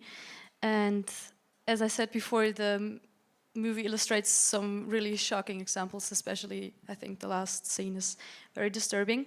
But it also underlines the importance of extensive awareness campaigns at the local level, at the national level, but also at an international level. Yeah, so this documentary really gives a deep insight into the criminal networks operating, as well as the corruption also by authorities, which can be seen later in the movie. So yeah, you have been researching this topic for several years, and I mean, this topic is perceived as being very underrepresented, as we discussed before, both in the media but also at the political level. So I was wondering, how did you came across this topic, and what inspired you to dedicate yourself to this sensitive issue? Yeah, it's 25 years now that I work on this topic. The first time it was in 1998. There was a feature film shot in Manila, Tatort Manila, crime scene Manila. It was a film about a Filipino boy who was sold to a pedophile network in Germany, and unfortunately it was not a fantasy story but a true story. And so what we did is we did a making of this feature film, and we showed the real story behind the problem. This was the first time that I as a journalist worked in this field, and then it went on. I did a film called The Return of the Sex Tourists in 2004 after the tsunami in Thailand, because we had informations that the pedophile sex tourists were the first ones who came back after the destruction. And it really was a similar situation now after the corona lockdown. I mean, tourism was totally gone for 2 years in Thailand, and we had informations that sex tourists are the first one who come back. So we had the idea to do a film about the sex tourists returning to Pattaya, and we really were shocked when we started filming and researching there, because we find out that the problem of the pedophile sex tourism is back again in Thailand. There were big efforts in the last year in the fight against sex tourism in Thailand and especially in Pattaya, but it looks like most of these efforts were gone in the Corona time. And then just accidentally we found this case of the German guy who was arrested in this bar, which was a pedophile place where they met. And the shocking thing was that he was accused of child abuse in Thailand. Police caught him. He was sitting in jail. And then he collected 50,000 euros from all his friends, paid half of it to the police and the other half to the court. And he got out of the country with legal papers, no German authorities being informed. So if we didn't do this film, they didn't even know about this case, the authorities and the police. So that's very short how it came to this film. Yeah, I mean, in the first panel, we already scratched the topic of awareness, especially at the local level. So, as it's seen in the movie as well, you worked very closely with the Human Help Network in Pattaya throughout your investigation. And I think it would be very interesting to hear how they, or you and your team, because you've been there as well, perceive the willingness of the tourists in Pattaya to talk about it, because we saw two examples in the first sequence. So yeah, are they aware of that problem, and are they willing to hear about that problem? No, they are. Maybe they are aware, but they are absolutely not willing to talk about it. There are a few examples of German tourists who were ready to go on camera. The first one we saw, he's a teacher and he publishes many articles in a German paper in Thailand, so somehow he has a reputation in the country, and wherever he had the feeling, I can talk about it. But most of the people, of the sex tourists, of course, are not willing to go on camera. It's what they hate. If somebody talks about it, they have a very special way of looking to the world. It's like one of the most funniest or scurril things is that they always say, what we do here is a kind of development work, because we give our money to the young women, and the young women give the money to the poor families, so we help them to survive. That's really stupid. But that's how they argument. And of course, for us as a team, it was dangerous to do it, to talk to them. We were really threatened, especially after the first film came out. We saw a little part of the second film now, but there was 2 years before there was the first one. And when this was published in English on Deutsche Welle, it really became a big thing in Thailand. And we really got death threats. We got emails, we will kill you, we will, whenever you're back in Pattaya, you will be dead. So for us it was really difficult to go on with the work, but we went on, we were very careful. We never went out alone on the streets in Pattaya, only with 2 or 3 people. We tried to do most of the things just with a normal TV camera. We didn't hide. We did not so much things with hidden camera. And of course it was dangerous, but in the end it went out good. We were not attacked personally, but it was very close to this point where we got really attacked by these guys. Yeah, speaking about the threats that you and your team received, I mean, we already saw in the movie that yeah, for many people in Thailand, and I guess in other countries as well, the tourism industry is their main source of income, especially after the long period of COVID where there were no tourists. So yeah, how was your work perceived by the local community, and especially also by the authorities, because of course they also try to protect this huge industry in their country? Yeah, it's $1 billion industry, and of course they really don't like foreign teams to come and put the finger in the wound. Mainly they see our work as an interference in their internal affairs. They say you kill tourism with your film. So we really had to, we didn't get any support from there. It was interesting that when we started the research, the deputy police chief of Thailand, the top cop of Thailand, Surachete Hakpan, he calls himself Big Joke, a famous man in Thailand. In the beginning of our project, he was very open to help us. He said, I do everything to bring this German pedophile in jail. But when we did the interview where he said that he wasn't aware that only 3 weeks after this guy put the bribe on the table and just left the country. Then after the film was published in Germany, the prosecutors in Frankfurt started to investigate the case, and they put him in custody. And then the police chief from Thailand started to write letters to this man in jail, but not to find out the truth about the child abuse that he had done, but to tell him not to tell again that he went out by bribe, because he said, you will never come back again to Thailand if you go on to tell this story. We got him on tape again, the police officer in Frankfurt, and of course also asked him about police corruption, and he said, no, there is no such thing as police corruption in Thailand. He went back, and 3 weeks later he was dismissed because he's part of an illegal online gambling network. So this shows how deep the corruption goes in Thai society and in Thai police, and that's what makes it so unbelievable difficult also for German or European authorities to cooperate with these countries, because there's no base for cooperation if the whole police is corrupt. Normally, if a German or a European guy is arrested in Thailand, the embassy should be informed, and there's 2 officers from Federal Bureau of Investigation, Bundeskriminalamt in Bangkok for these cases, but they also were not informed. So they really tried to keep this case under the table.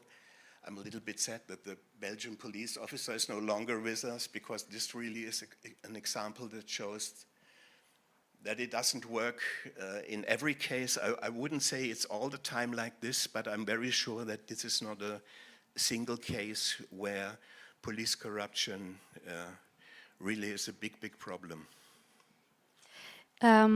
Yeah, I mean, we already saw that the documentary received widespread attention in Thailand, making national news and also eliciting a response from the Prime Minister.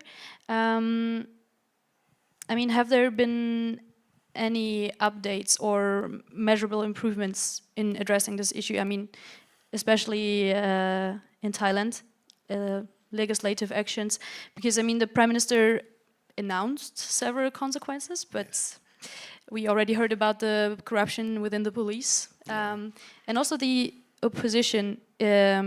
One of the opposition parties in Thailand proposed a partial legalization of sex work to combat this issue of minorities being exploited. Is there anything that really changed? Not really. The only thing that changed is that the Prime Minister isn't Prime Minister anymore, because they kicked him out of the office because, I mean, there's a big fight between the old royalist parties and the military and the democratic opposition. And also the Move Forward Party, one of the liberal democratic parties, won the last election. They have no chance to put the power or to have the Prime Minister. Now they have a female Prime Minister, the daughter of Mr. Thaksin, who is one of the billionaire families in Thailand for decades. Nobody knows how it goes on, but it's very difficult for the opposition, for the liberal or democratic opposition, to work in Thailand. The Move Forward Party changed their name. They are still in the parliament now under a new name. There are some efforts in the case of the legalization or decriminalization of prostitution. A law is prepared. It's not passed yet, but they prepare it. But in the field of the fight against child prostitution, there's no real effort. So after your documentary, there was no. I mean, for how long was the debate ongoing until it became like a secondary priority? Or, yeah, I mean, it's like always in the media. It's a short time reaction. It was for some weeks, which was a success for us. Also, if it only was for some weeks, but somehow we broke a taboo in Thailand to talk about it, because nobody talks open about prostitution and not about child prostitution. We always hear this land of smile, and it's very important to keep your face, and part of this face keeping is not to talk about problems. We did it as Westerners, we could do. And it was interesting to see that there really were open-minded people in Thailand who reacted on this. And of course, the Human Health Network does very great and wonderful work in Pattaya and other places. They also have a home for abused children where they do therapeutical work with them. So there are reactions, but there's not a big change. And maybe if you have some information about it, what about the corruption within the police? So are there any, like regarding their involvement, is there anything that improved since the documentary? They promised to clear this case of the bribe when the film was shown in Deutsche Welle, and there was this big media reaction in Thailand, but nothing really happened. I mean, they put 2 or 3 people from the main Pattaya police station to other stations, but that was it. And I mean, we already talked a lot about the European legislation on that, and also, yeah, the international legislation. But yeah, for the documentary, what kind of reaction did you receive from Germany and also from other countries? From Germany, of course, we worked together with SECTT, especially for the first part of the film. They were very happy that we focused on this problem again. We got reactions from TUI because we confronted them with the reality in Pattaya today that child prostitution is back again, and that in some of the hotels that TUI promotes, there's really promotion of prostitution. You can watch it on YouTube, how Thai sex workers run around nearly naked and say, come to our hotel, and this is a hotel that's promoted by TUI. And I think TUI is one of the companies that signed the contract to work again. I mean, you have to divide between the so-called normal prostitution and child prostitution, but as the child protector said, the normal sex tourism makes the ground for the illegal part. So we confronted TUI with it, and they said we had no idea that there's prostitution in our hotel. And what they did is that they really took all the hotels in the red light district in Pattaya out of the program. That was a little success, if you want. Yeah, reactions from Thailand, we already talked about it. Yes, big media reactions, big political reactions, but not a real change so far, yeah. I have a more question out of personal interest, to be honest, but I would like to know, do you plan any ongoing documentaries? Because as we saw, this one got widespread attention, so do you plan to go on with that? Not about child abuse and sex tourism in the next years, I hope, because it really was a hard work, and for the moment, I really have the feeling it's enough. But I have, of course, more projects also in Southeast Asia. I did a film about the looting of Khmer temples in Cambodia some years ago, and this is an ongoing thing. The role of auction houses and private collectors who deal for decades now with stolen Khmer artifacts, also big in Belgium. So this will be the next project to do an update about the looting of the Khmer temples. But for my personal healing, I need some years pause of sex tourism and pedophiles. That's enough for the moment. Okay, yeah, before we go over for the lunch break, I wanted to give the opportunity to the floor to ask some questions because, as you said, you have more than 25 years of investigation on that topic. So, yeah, we have a question here. Just to thank you for not giving up for this documentary, despite all the threats you had, you and the team. So a deep thank you for this documentary. I would like to know, maybe my question is naive because I don't know this region, but what is the hope for the children native from this region? Is being prostituted or to become sexual abuse victims? Is this their fate, or what can they expect? You mean you mean talking about the young girls? Yes, yeah. Even the young boys or Young boys. Most of them are young girls, but there's also a problem with boys. Mm. The problem is there are very poor parts in Thailand, in the north, in Isan. It's a big poverty problem. And so, but it's also, I think, a little bit a problem of family structures and of awareness in the families.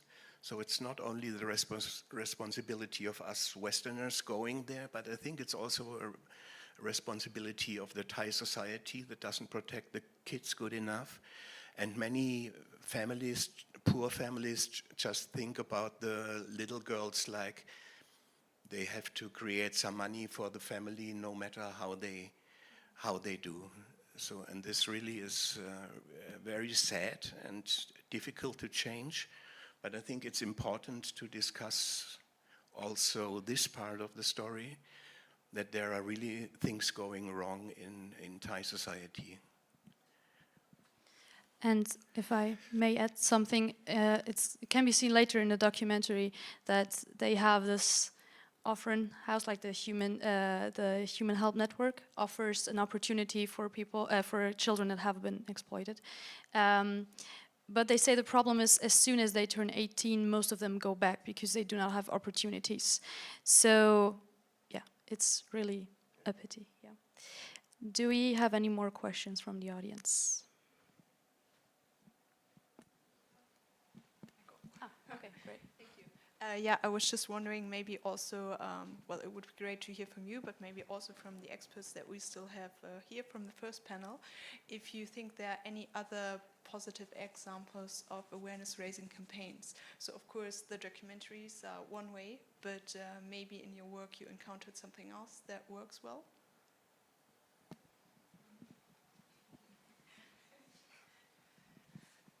Yeah, I think like one thing that is very effective is if actually like airports, but also airlines, etc., or train companies also support efforts. So if you have like if we have information material, also we did work in the past. There was this, but it's been a few years. There was like a more global campaign around the reporting platform, because it does exist in a lot of countries. So there were some airports who actually like showed on their screens, if you see anything suspicious, you can report here, just to also like raise awareness of the topic. And then I think especially now with people booking things mostly online, that the companies like where people book through, if they already like if they have it just more visible that there are these reporting platforms here, you can find more information about it.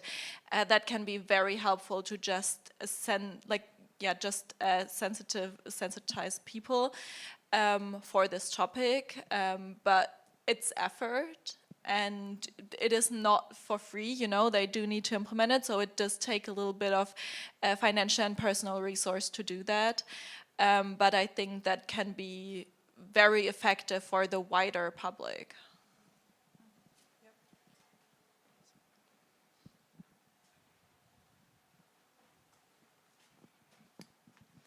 One thing I forgot when you asked about reactions in Germany, it's also important maybe to tell what happened to the guy. So finally, the prosecutor started a trial, and he was sentenced to 9 months because they couldn't charge him of child abuse, because there was no clear evidence from Thailand that the youngest victim was 13 years or younger. If she or he was 13 or younger, it's child abuse. He will go to jail for many years. But again, the problem with the Thai police, the evidence they showed in Germany was so unclear, and that they couldn't charge him for this, so he went to jail for 9 months. He was sitting in custody for exactly at the same time, so he's free now. Yeah, I mean, this shows again that this topic is very underrepresented, because I tried to find something in preparation for this talk. I tried to find something about him, but there's nothing in the media about this that I could find. So yeah, I mean, if there's another question left, otherwise I would maybe ask you, like, for a final statement, maybe, what specific changes or measures would you like to see, especially from your point of view as the one that published the documentary, to strengthen awareness about this issue? Okay, I make it very short. Just keep your eyes open. We as media could help to keep the eyes open. Police could help. NGOs could help. And if we all keep our eyes open, it might help to change things slowly. Okay, so yeah, thank you so much also for bringing the movie. Yeah, and I think with that, if there is no question left, we can close this discussion and go over for lunch, which will be on the first floor, right? Yeah, which will be on the first floor. And I'm sure if there's any questions left, yeah, you will be open for discussion. So yeah, thank you all for coming, and see you at lunch.